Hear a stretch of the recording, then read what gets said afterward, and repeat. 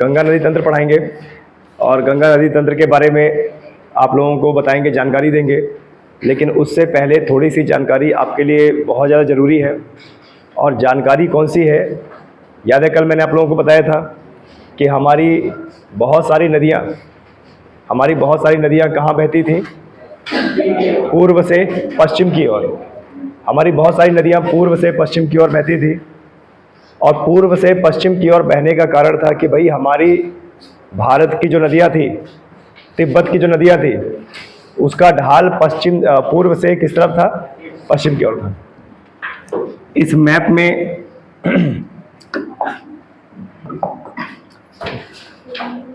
में आप देखिए, ये पृथ्वी का मैप दिखा रखा है और ये यहाँ पर ये जो बाउंड्री है, ये क्या है? यूरोप। और अभी आप इसमें देख सकते हैं यूरोप और एशिया है। और जब इसमें भारत नहीं टकराया था तो इसको क्या बोलते थे? लॉरेशिया। आप सभी लोग जानते हो कि जब इसमें भारत नहीं टकराया था तब इसको क्या बोलते हैं? लॉरेशिया।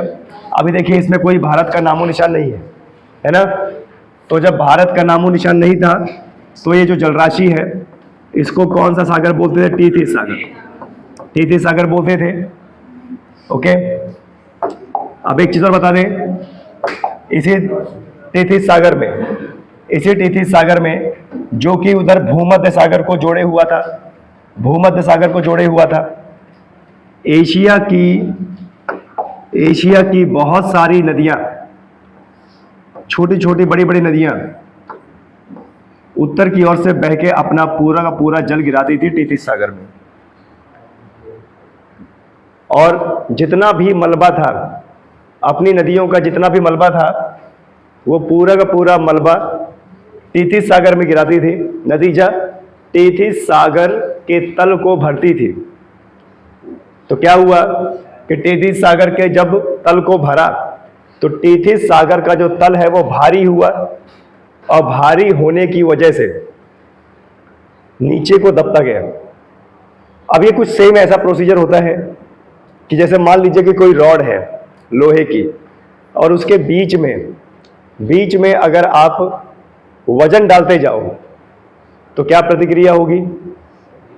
अगर वजन डालते जाओ तो क्या प्रतिक्रिया होगी? धंसेगा।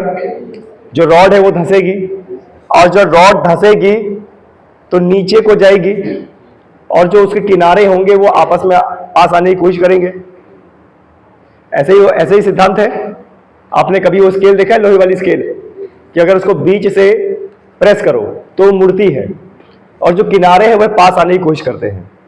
तो सेम चीज ऐसा हुआ कि ये एशिया की बहुत सारी नदियां टीथिस सागर में अपना जल गिराती थी और टीथिस सागर में अपना अवसाद गिराती थी।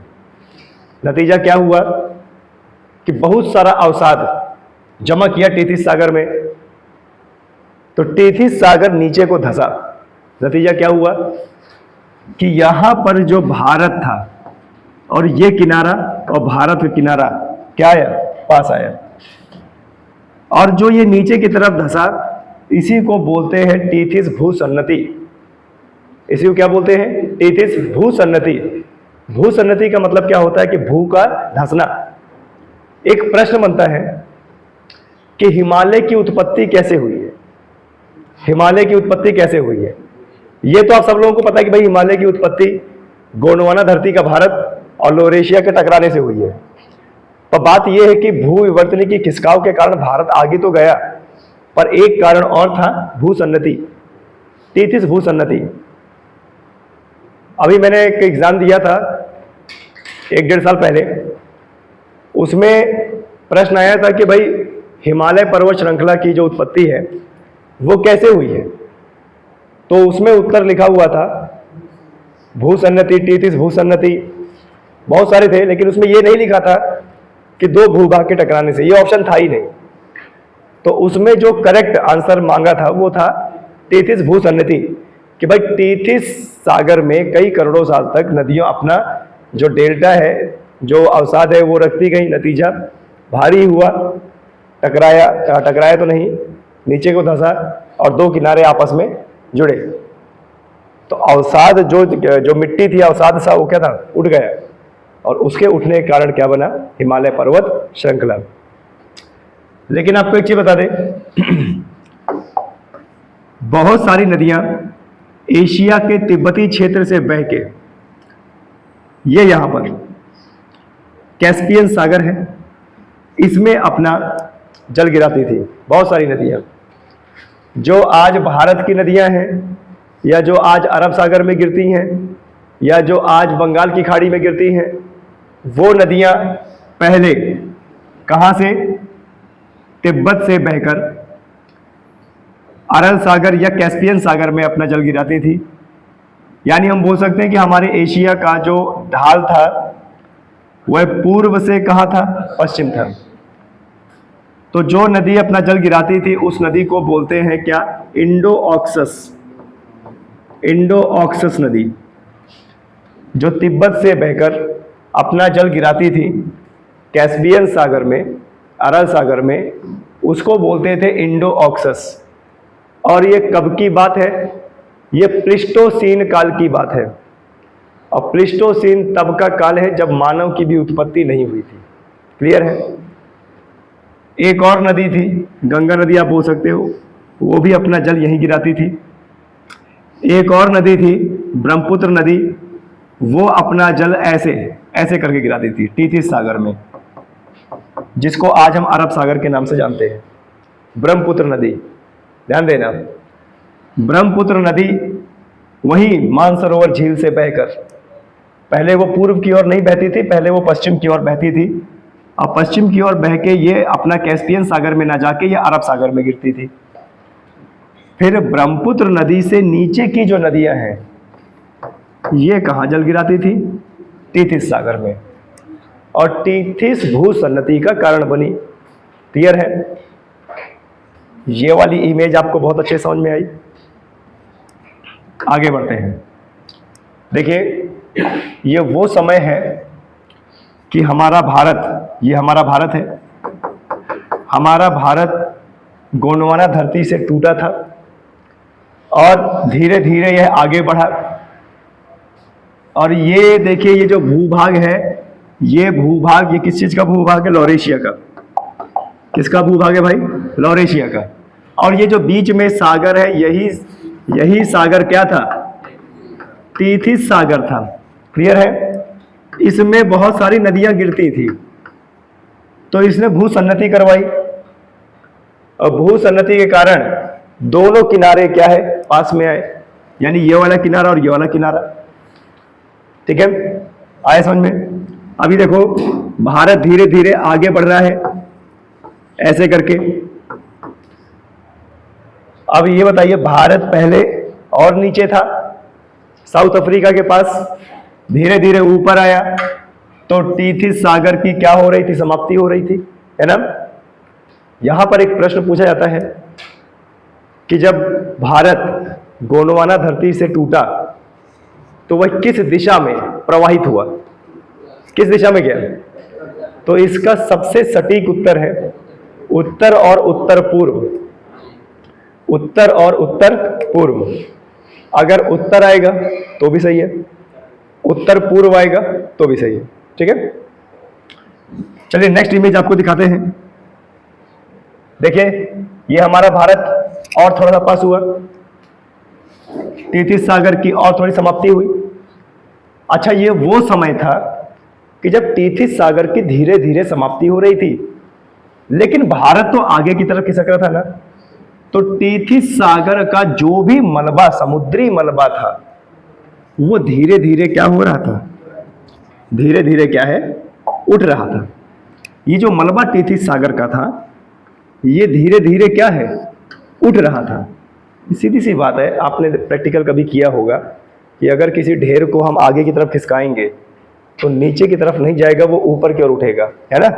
तो वही मलबा उठा, और जब ये मलबा उठना चालू किया तो लॉरेशिया की जो ऊंचाई है, जो ढाल थी, अब वह धीरे धीरे बदलने लगी। अब वह धीरे धीरे किस तरफ होने लगी? पश्चिम से पूर्व की ओर होने लगी। नतीजा, इसी काल से कई नदियां धीरे धीरे अपना रास्ता बदलने लगी। क्लियर है? अब देखिए, यही भारत जब लॉरेशिया में पूरा अच्छी तरीके से टकरा गया, तो देखो ये वो क्षेत्र था जो उठा, समुद्री मलबा, भूभाग का मोड़दार बन जाना, और इतना जो पूरा भाग है, ये वाला भाग, ये उठ गया। तो आप ही जरा बताइए, जो नदी पहले ऐसे बह रही थी और यहां पर आगे जाके कैस्पियन सागर, अरब सागर मिल रही थी, अब ये भाग तो उठ गया, तो ये नदियां धीरे धीरे क्या होंगी? मुड़ेंगी। और आपको बता दें, जब हमारा भारत टकराया आगे चल के, तो ये जो हिस्सा था ना, ये हिस्सा, इसको बोलते हैं मालदा गैप। ये हिस्सा नीचे को धंसा, और नीचे को धंसने की वजह से इसकी ढाल ऐसे हो गई, ये दक्षिण पूर्व। तो हमारी नदियां क्या हुई? जो पहले नदियां हमारी पश्चिम की ओर बहती थी, वो धीरे धीरे धीरे धीरे धीरे ऐसे बहने लगी। यानी जो अरब सागर, कैस्पियन सागर में जाती थी, वो नदियां हमारी कहां पे आ गई? बंगाल की खाड़ी में आ गई। क्लियर है? इस इमेज को भी जरा देखते हैं। देखिए, ये हमारी भारतीय प्लेट है, और देखिए ये एशिया है, और यहां से नदी ऐसे करके ये यहां जाती थी कैस्पियन सागर में। इससे ऊपर नदी इंडो ऑक्सस। इंडो ऑक्सस पता है कौन सी नदी थी? सिंधु नदी। अगर मैं नहीं लिखता तो आपको आता ही नहीं, है ना? उसी के नीचे इंडो ब्रह्मा, जिसको आज ब्रह्मपुत्र नदी से नाम से जानते हैं। अब देखो, भारत की प्लेट हमारी ये रही, और ये रहा यहाँ पे बीच में टीथिस सागर, और देखिए नदियां हमारा धीरे धीरे कहाँ पे जल गिरा रही हैं। ये इंडो ब्रह्मा तो यहाँ पे जल गिराती थी ऐसे करके, इंडो ब्रह्मा अपना जल ऐसे गिराती थी, और सिंधु नदी ऐसे, गंगा नदी ऐसे। क्लियर है? उसके बाद जब ये इंडियन प्लेट धीरे धीरे टकराई, तो ये वाला जो हिस्सा है वो उठा, और इधर वाला जो हिस्सा है वो धंसा। नतीजा, इन नदियों का बहाव ऐसे हुआ।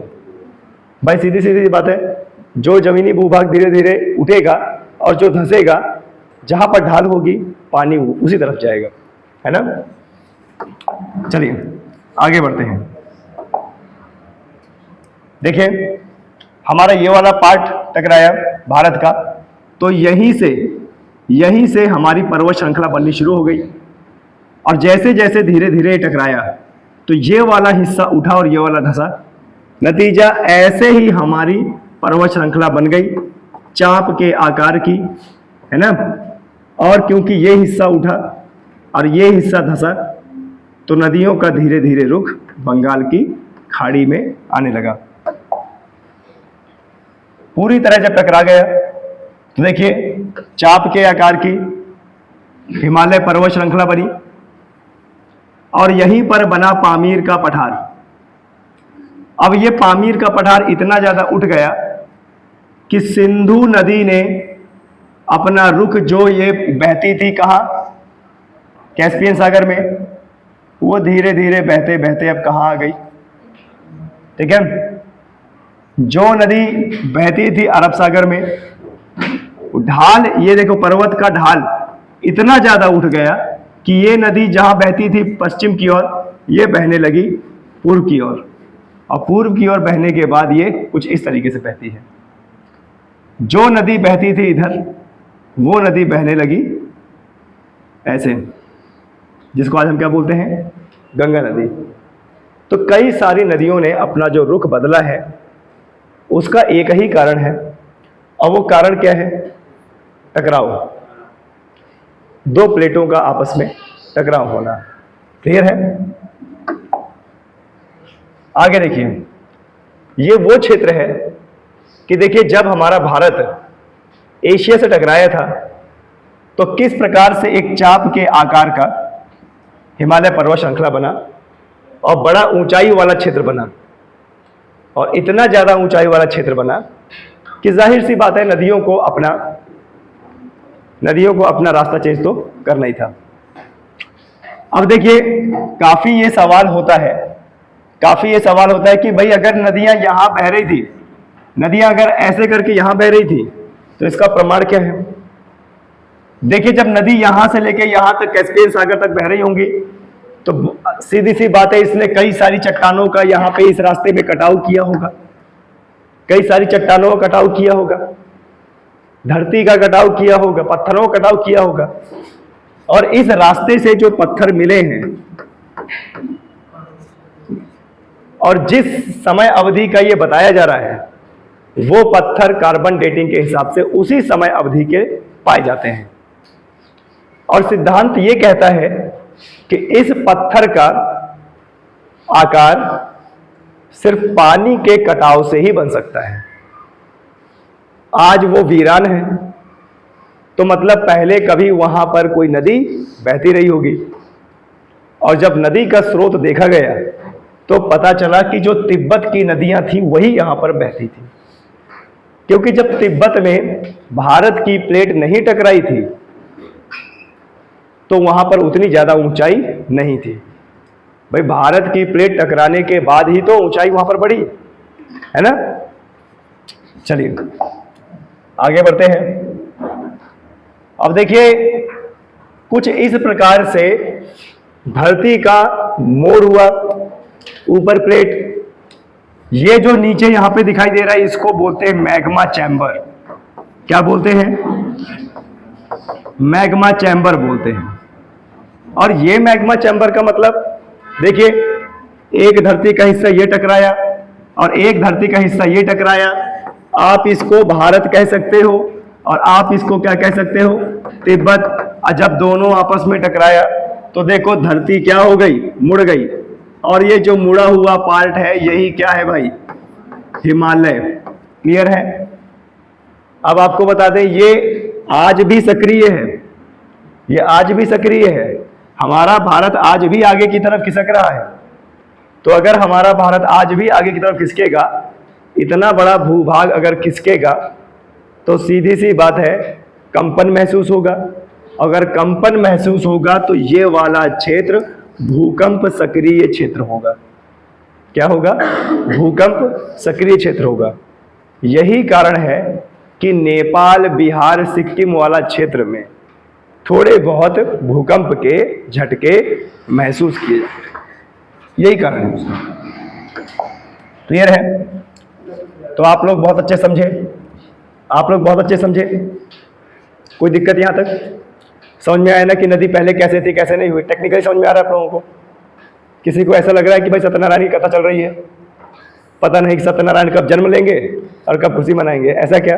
क्योंकि आप लोगों के चेहरे से लग रहा है नींद आ रही है, आंखें नहीं खुल पा रही हैं, ऐसा लग रहा है कि पता नहीं जो है कौन से युग की बात हो रही है। चलिए कोई बात नहीं। अब आज से जो मतलब अभी से आपका टॉपिक स्टार्ट होगा गंगा नदी तंत्र। तो हेडिंग डाल लीजिए गंगा नदी तंत्र, ठीक है। और गंगा नदी तंत्र में गंगा के बारे में आप लोगों को बताएंगे, गंगा नदी के बारे में बताएंगे, है ना। गंगा माता, एक गंगा माता में एक गाना भी है ना, मानो तो गंगा माँ हूं और नहीं तो बहता पानी, है ना। हमें दोनों मंजूर है। चलिए आपका अगला टॉपिक है, देखिए आपका अगला टॉपिक है गंगा नदी तंत्र, ठीक है। आप लोगों का अगला टॉपिक है भाई गंगा नदी तंत्र। अगला टॉपिक है आपका गंगा नदी तंत्र। और हमारे भारत का सबसे जटिल तंत्र गंगा नदी तंत्र। और आपको बता दें जितना भी नदी तंत्र हम पढ़ते हैं, गंगा नदी का हमारे लिए थोड़ा सा इंपॉर्टेंट रहता है, क्योंकि गंगा नदी ने अपना एक विशेष इतिहास बना रखा है। क्लियर है? देखिए भारत के मैप में ये गंगा नदी इसमें देखो बता रखा है। और आप सभी लोगों को देखिए ये जो यहां पर से नीली नीली जो रेखा दिख रही है, यही हमारी गंगा नदी है। गंगा नदी उत्तराखंड से निकलकर, गंगा नदी उत्तराखंड से निकलकर उत्तर प्रदेश में प्रवेश करती है। उत्तर प्रदेश में प्रवेश करने के बाद बिहार, बिहार के बाद झारखंड, झारखंड के बाद बंगाल और बंगाल के बाद बांग्लादेश। और बांग्लादेश में इसे पद्मा नाम से जाना जाता है और उसके बाद ब्रह्मपुत्र नदी इसमें आकर मिलती है, और ब्रह्मपुत्र नदी से मिल जाने के बाद यह मेघना बनके बंगाल की खाड़ी में विलीन हो जाती है। अब आपको बताते हैं, जिस प्रकार से हमने सिंधु नदी तंत्र पढ़ा, ब्रह्मपुत्र नदी तंत्र पढ़ा, एक विशाल तंत्र गंगा नदी तंत्र भी है, जिसने भारत के उत्तर भारत के विशाल मैदानी क्षेत्र का निर्माण किया। बारामसी नदी है, ग्लेशियर से उत्पन्न होती है और इसकी जल भराव क्षमता भी अधिक है, लंबाई भी बहुत ज़्यादा है, और लंबाई इतनी ज़्यादा है कि इस पर प्रश्न बनता है कि भारत की सबसे लंबी नदी कौन सी है। तो भारत की सबसे लंबी नदी पर हम उत्तर क्या देंगे, हमारी गंगा नदी। बहुत सारी इसकी सहायक नदियां हैं, पठारी क्षेत्र की सहायक नदियां हैं, पर्वतीय क्षेत्र की सहायक नदियां हैं, जो अपना अपना जल लाकर इसमें गिराती हैं। क्लियर है? चलिए आगे बढ़ते हैं।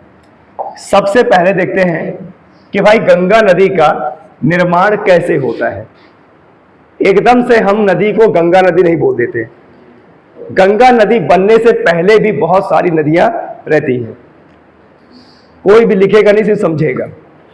देखिए ये हमारा उत्तराखंड का है, और जिसको आज लेक्चर उत्तराखंड के बारे में पढ़ना था वो आया ही नहीं। चलिए कोई बात नहीं।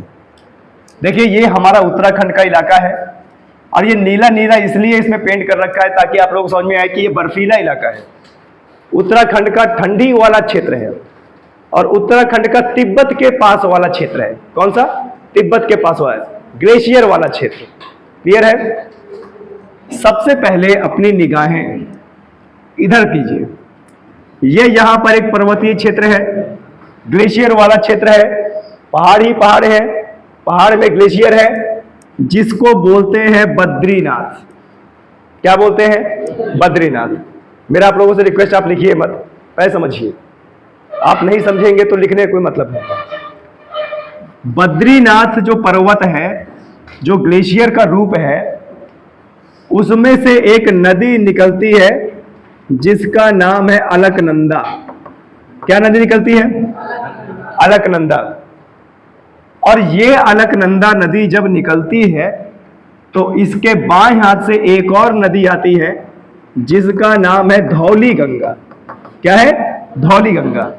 और ये धौली गंगा का जब दोनों का मिलन होता है तो एक संगम बनता है। ध्यान देना, बद्रीनाथ से निकलती है अलकनंदा, और उसी के बाएं हाथ से एक नदी आती है, ये भी ग्लेशियर से ही आती है, धौली गंगा। और जब दोनों का मिलन होता है तो पहला प्रयाग बनता है, जिसको बोलते हैं विष्णु प्रयाग। ठीक है? गंगा नदी पर बनने वाला पहला प्रयाग। क्लियर है? अब जब ये दोनों नदी का संगम हो जाता है तो इसके बाद जो धारा बनती है उस धारा को अलकनंदा ही कहते हैं। क्या कहते हैं? अलकनंदा। ध्यान देना, अलकनंदा नदी, धौली गंगा नदी, इन दोनों का जब संगम हो जाता है, मिलन हो जाता है, तो विष्णु प्रयाग बनता है, और विष्णु प्रयाग बनने के बाद जो धारा बनती है उसको अलकनंदा ही कहते हैं। इसके बाद ये नदी उत्तराखंड में बहती है तीव्र ढाल से, और बाएं हाथ से एक और नदी आती है जिसका नाम है नंदाकिनी, और नंदाकिनी नदी अलकनंदा से मिलती है तो यहां पर बनाती है नंद प्रयाग। कौन सा प्रयाग? नंद प्रयाग। दूसरे नंबर का प्रयाग, नंद प्रयाग। क्लियर है? नंद प्रयाग के बाद जब ये नदी बहती है तो अलकनंदा नाम से ही जानी जाती है। क्लियर है? फिर नंदाकिनी नदी का नामो निशान मिट जाता है। आगे चल के बाएं हाथ में एक और नदी आ रही होती है, पिंडार नदी। पिंडार ग्लेशियर से, उत्तराखंड के तिब्बत के पास पिंडार ग्लेशियर है, पिंडार ग्लेशियर से पिंडार नदी आती है, और जब अलकनंदा मिलती है तो वहां पर बनता है कर्णप्रयाग। क्या बनता है? कर्णप्रयाग बनता है। क्लियर है? कर्णप्रयाग बनने के बाद जब धारा आगे निकलती है तो इसको अलकनंदा नाम से ही जाना जाता है। फिर आपको बता दें, केदारनाथ ग्लेशियर से एक धारा बहती है जिसका नाम है मंदाकिनी। क्या नाम है? मंदाकिनी। ये दूर दूर बहती है लेकिन ढाल एक ही जगह मिलती है। तो केदारनाथ ग्लेशियर से ये बहते बहते कर्णप्रयाग के बाद जब यह अलकनंदा से मिलती है तब यहां पर जो प्रयाग बनता है, कौन सा प्रयाग? रुद्रप्रयाग बनता है। क्लियर है? ध्यान देना, केदारनाथ से नदी निकलती है मंदाकिनी, आगे चल के अलकनंदा में मिल जाती है, तब इसका क्या बनता है? रुद्रप्रयाग बनता है। और रुद्रप्रयाग से फिर जब धारा बनती है तो उसको अलकनंदा ही कहते हैं। आए समझ में? अब फिर गंगोत्री नदी से एक नदी निकलती है जिसका नाम है भागीरथी, और ये भागीरथी नदी गंगोत्री ग्लेशियर से निकलती है और आगे चल के जब अलकनंदा से मिलती है तब बनाती है क्या? देवप्रयाग। क्या बनाती है? देवप्रयाग, जो भारत का सबसे पवित्र प्रयाग है। ये एग्जाम में क्वेश्चन पूछा गया है कि भारत में सबसे पवित्र प्रयाग किसे माना गया है? उत्तर क्या हो जाएगा? देवप्रयाग। जब देवप्रयाग बन जाता है तब जाके शुद्ध नदी हमारी कौन सी बनती है? गंगा नदी बनती है। और देवप्रयाग बनने के बाद ये नदी पहुंचती है हरिद्वार। कहां पहुंचती है? हरिद्वार। और हरिद्वार उत्तराखंड में ही है। क्लियर है? इस भागीरथी नदी पर बना है टिहरी बांध। कौन सा बांध? टिहरी बांध। क्लियर है? आया आप लोग समझ में? तो मुख्यतः गंगा नदी कहां से कहलाती है? देवप्रयाग से। और गंगा नदी बनने से पहले, गंगा नदी बनने से पहले कुल कितने प्रयाग बनते हैं? 5 प्रयाग। ठीक है? सबसे पहले नंबर का प्रयाग विष्णु प्रयाग, दूसरे नंबर का प्रयाग नंद प्रयाग, तीसरे नंबर का प्रयाग कर्ण प्रयाग, चौथे नंबर का प्रयाग रुद्र प्रयाग और 5वें नंबर का प्रयाग देव प्रयाग। गंगा नदी पे इस प्रकार के प्रश्न पूछना लाजमी है। वो पूछ लेगा कि भैया धौली गंगा और अलकनंदा से कौन सा प्रयाग बनता है। वो पूछ लेगा भाई कि अलकनंदा और मंदाकिनी नदी से कौन सा प्रयाग बनता है। अच्छा, वो पूछ लेगा कि अलकनंदा और भागीरथी से कौन सा प्रयाग बनता है। एक चीज आपने गौर किया कि इधर वाले नदियों में से कोई भी नदी मिल जाए, अंत में नदी अलकनंदा ही बनी है ना। यानी पिंडार नदी, नंदाकिनी, मंदाकिनी और धौली गंगा, इनका कोई अस्तित्व ही नहीं है ना। मिलन होने के बाद वो नदी किस नाम से? अलकनंदा नाम से जानी गई है। क्लियर है? ये जो ग्लेशियर है ये आप लोगों को जरूरी है।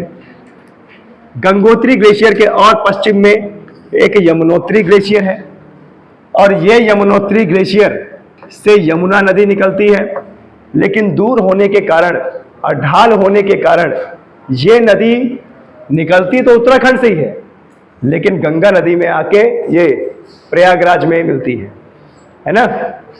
और जब ये दोनों नदी मिल जाती हैं तो फिर हमारी किस नाम से जानी जाती है?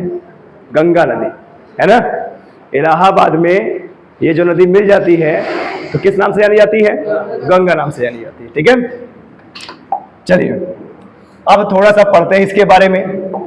सभी लोग अपनी आंखें खोलिए जो अपनी आंखें बंद करके बैठे हैं। जिनको लगता है कि भैया गंगा नदी तंत्र के बारे में पढ़ना है तो एक बार प्रयागराज में डुबकी लगाया हो, सब पता चल जाएगा। क्यों खुशबू, तुम ऐसे करके अंतर ध्यान हो रही हो क्या? ये जीके जीएस है, इसको अगर नहीं पढ़ोगे तो एग्जाम नहीं निकलेगा। चलिए आगे बढ़ते हैं। भारत में सबसे बड़ा नदी तंत्र किस नदी का है? गंगा नदी तंत्र का। भारत में सबसे बड़ा नदी तंत्र गंगा नदी तंत्र का है। भारत में सबसे बड़ा जल ग्रहण क्षेत्र भी किसका है? गंगा नदी का। लेकिन यहां पर थोड़ा टकराव किसका होता है? ब्रह्मपुत्र नदी का, क्योंकि उसकी भी जल ग्रहण क्षमता अत्यधिक है। 10-10 किलोमीटर का पार्ट है उसका। क्लियर है? गंगा नदी दो देशों से होकर बहती है, एक तो भारत और बांग्लादेश। अब भारत में कहां से? यूके से निकलती है, उत्तराखंड। और कितने राज्यों को प्रवाहित करती है? 5। और उसके बाद कहां पर प्रवेश करती है? बांग्लादेश में, जहां इसको क्या बोला जाता है? पद्मा। क्लियर है? तो टोटल यह 2 देश और 5 राज्य कवर करती है। ठीक है? भारत के 5 राज्य और 2 देश। क्लियर है? गंगा नदी का निर्माण उत्तराखंड में 2 नदियों की संयुक्त धारा से हुआ है। गंगा नदी का निर्माण उत्तराखंड में 2 नदियों की संयुक्त धारा से हुआ है, भागीरथी और अलकनंदा। लेकिन 5 प्रकार के प्रयाग ने अभी ये हमें बता दिया कि ये जो नदी है वह कैसे बनी है। पहले 5 प्रकार के प्रयाग बनते हैं, तब जाके नदी बनती है। भागीरथी नदी उत्तराखंड में उत्तरकाशी जिले में गौमुख के निकट कौन? गंगोत्री ग्लेशियर से निकलती है। गंगा नदी नहीं बोल रहा है, भागीरथी बोल रहा है। लेकिन फिर भी एग्जाम में अगर आएगा कि गंगा नदी कहां से निकलती है तो गंगोत्री ही बताना है। क्लियर है? क्योंकि आफ्टर ऑल हमने सबको क्या मान लिया है? गंगा नदी। क्योंकि फाइनली क्या बन रहा है? गंगा नदी। भागीरथी नदी उत्तराखंड में उत्तरकाशी जिले में गौमुख के निकट गंगोत्री नदी से ग्लेशियर से निकलती है। और अलकनंदा सतोपथ ग्लेशियर से निकलती है। अलकनंदा कहां से निकलती है? लेकिन अभी हमने देखा कि जो हमारी अलकनंदा है वो क्या है? बद्रीनाथ है। और बद्रीनाथ को ही क्या है? सतोपथ ग्लेशियर कहा जाता है। इन दोनों नदी का जब यहाँ पर मेल होता है तो हमारा देवप्रयाग बनता है। इसके बाद ये नदी किस नाम से जानी जाती है? इसके बाद ये नदी गंगा नाम से जानी जाती है। क्लियर है? अब जरा देख लीजिए, भागीरथी नदी और अलकनंदा नदियां देवप्रयाग में मिलकर गंगा नदी का निर्माण करती हैं। किसका निर्माण कर रही हैं? गंगा नदी। ये देखो, रेड कलर की भागीरथी नदी और ये ब्लू कलर की अलकनंदा नदी। और ये कहां पर मिल रही है भाई? ये कहां पर मिल रही है? देवप्रयाग में। देवप्रयाग में शुद्ध गंगा के नाम से जाना जाता है। देवप्रयाग में शुद्ध गंगा के नाम से जाना जाता है। क्लियर है? आगे बढ़ते हैं। अलकनंदा नदी देखो, अलकनंदा नदी, अलकनंदा नदी, अलकनंदा नदी का निर्माण 2 नदियों की संयुक्त धारा से होता है, धौली गंगा और विष्णु गंगा। ठीक है? यहां पर कौन सा प्रयाग बनता है? विष्णु प्रयाग बनता है। कौन सा प्रयाग? विष्णु प्रयाग। क्लियर है?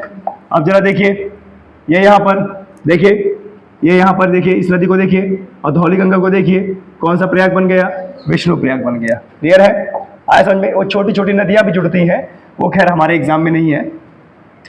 धौली गंगा नदी और विष्णु गंगा नदी सतोपथ हिमानी से निकलती हैं। यानी अलकनंदा नदी जो बद्रीनाथ से निकल रही है, कहीं ना कहीं वो कौन सी नदी है? विष्णु नदी है ना?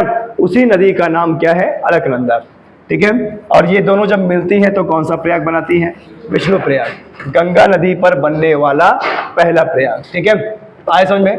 गंगा नदी पर बनने वाला पहला प्रयाग। ओके। धौली गंगा नदी और विष्णु गंगा नदी विष्णु प्रयाग में मिलकर क्या नदी बनाती है? अलकनंदा का निर्माण करती है। ठीक है? और आगे चल के फिर अलकनंदा नदी का ही निर्माण होता रहता है। क्लियर है? कोई दिक्कत किसी को? ये देखिए, ये नदी पूरी की पूरी कहां तक? देवप्रयाग तक अलकनंदा ही रहती है। क्लियर है? अलकनंदा नदी में बाकी नदियां आकर मिलती है। आज YouTube के क्विज में मैंने डाला हुआ है ये प्रश्न कि भाई गंगा नदी बनने से पहले कुल कितने प्रयाग बनते हैं? तो उत्तर होगा उसका 5। बहुत सारे बच्चों ने उसमें 3 भी लगाया है, तो उनको नॉलेज नहीं होगा। चलिए थोड़ा सा और देख लेते हैं।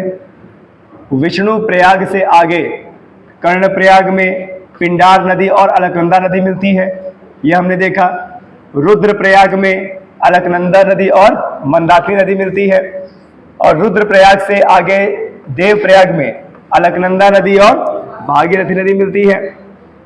भागीरथी नदी और अलकनंदा नदी की संयुक्त धारा को हम क्या कहते हैं? गंगा कहते हैं। और गंगा नदी भारत में कितने राज्यों से? 5 राज्यों से। कौन कौन? उत्तराखंड, उत्तर प्रदेश, बिहार, झारखंड और पश्चिम बंगाल। ये भी प्रश्न आपके एग्जाम में देता है, ये भी प्रश्न आपके एग्जाम में देता है कि भाई ये जो नदी है ये कितने राज्यों से होकर गुजरती है। तो इसका उत्तर कितना हो जाएगा? 5। इसको हम आगे कंटिन्यू करेंगे, ठीक है? तब तक इसको